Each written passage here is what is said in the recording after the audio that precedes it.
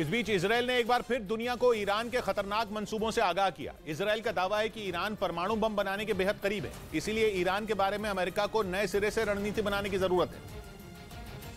क्योंकि इजरायल दावा कर रहा है कि ईरान के हाथ में परमाणु बम होना अब कुछ महीनों की नहीं बल्कि महज कुछ हफ्तों की बात है, यानी बहुत जल्द ईरान परमाणु शक्ति बनने का ऐलान कर देगा।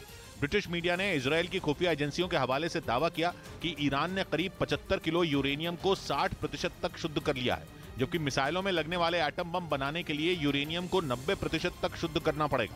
लेकिन माना जा रहा है कि 60% तक यूरेनियम को शुद्ध करना एक बहुत लंबी प्रक्रिया है, जबकि इसके आगे की प्रक्रिया काफी तेज हो सकती है। ईरान के एटम बम पर इजरायल की भी छटपटाहट साफ दिख रही है। यहां तक दावा कर दिया गया कि इजरायल के पास हमले के अलावा कोई विकल्प बाकी नहीं बचता दिख रहा। पिछले एक महीने में इजरायल ने 5वीं बार ईरान को हमले की धमकी दी। और इस बार तो सीधा कहा गया कि ईरान इस वक्त हिजाब विरोधी आंदोलनों से निपटने में नाकाम है। उसकी परेशानी जितनी दिख रही है उससे कहीं ज्यादा बड़ी है, क्योंकि इस बार खतरा सीधा इस्लामिक रिपब्लिक पर है। दावा यह है कि इन प्रदर्शनों को शांत करने के लिए वो कुछ बड़ा करना चाहता है। उसकी कोशिश कुछ ऐसा करने की है जिससे ईरान में देशभक्ति का सैलाब उमड़ पड़े, ऐसा सैलाब जो हिजाब पर लोगों के गुस्से को बहा कर ले जाए। इसीलिए ईरान जल्द से जल्द परमाणु बम बनाने की कोशिश में जुटा है। इधर श्रीनगर में ईदगाह इलाके में कुछ आतंकियों ने सुरक्षा बल के जवानों पर ग्रेनेड से हमला कर दिया। एक दिन पहले किए गए इस हमले में 2 लोग घायल हो गए, जिन्हें अस्पताल में भर्ती कराया गया।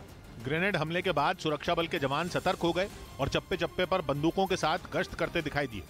आतंकियों की धरपकड़ के लिए वहां सर्च ऑपरेशन भी चलाया गया। उधर पश्चिमी मीडिया ने दावा किया कि ग्रीस से बढ़ते तनाव के बीच तुर्की अपनी ताकत बढ़ाने के लिए ब्रिटेन से जंगी जहाज खरीदने की तैयारी में है।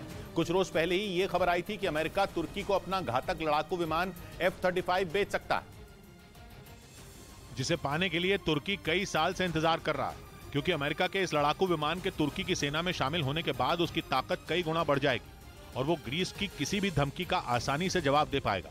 और अब पश्चिमी मीडिया का दावा है कि तुर्की ब्रिटेन से 3 जंगी जहाज खरीदने की तैयारी में है। क्योंकि ग्रीस के साथ बढ़ते तनाव को देखते हुए तुर्की को ऐसे युद्धपोत की जरूरत है जो मिसाइल डिफेंस सिस्टम से लैस हो। और पश्चिमी मीडिया का कहना है कि जल्द ही ब्रिटेन मिसाइल डिफेंस सिस्टम से लैस 40 साल पुराने अपने कई जंगी जहाजों को रिटायर करने वाला है, जिन्हें खरीदने के लिए तुर्की बातचीत कर रहा है। 1987 में कोल्ड वॉर के दौरान बनाए गए इन जंगी जहाजों को ताकतवर बनाने के लिए उन्हें मिसाइल डिफेंस सिस्टम और एंटी शिप मिसाइल से लैस किया गया था, जो समंदर में दुश्मन के परखचे उड़ाने की ताकत रखते हैं। इसी वजह से तुर्की ब्रिटेन के इन जंगी जहाजों को खरीदना चाहता है, क्योंकि हाल के दिनों में उसके और ग्रीस के बीच एजियन सागर के कई द्वीपों को लेकर टकराव बढ़ता जा रहा है। कुछ रोज पहले ही ये खबर आई थी कि ग्रीस एक नया ताकतवर ड्रोन बनाने की तैयारी में है। और कहा जा रहा है कि ग्रीस का ये ड्रोन अमेरिकी फाइटर जेट F-35B की तकनीक से लैस होगा, जिससे वो बिना थके उड़ान भरकर दुश्मन के हथियारों को तबाह कर देगा। और इस खबर ने तुर्की की चिंता बढ़ा दी, क्योंकि अगर ग्रीस ने खतरनाक ड्रोन बना लिया तो उसकी ताकत में भारी इजाफा हो जाएगा।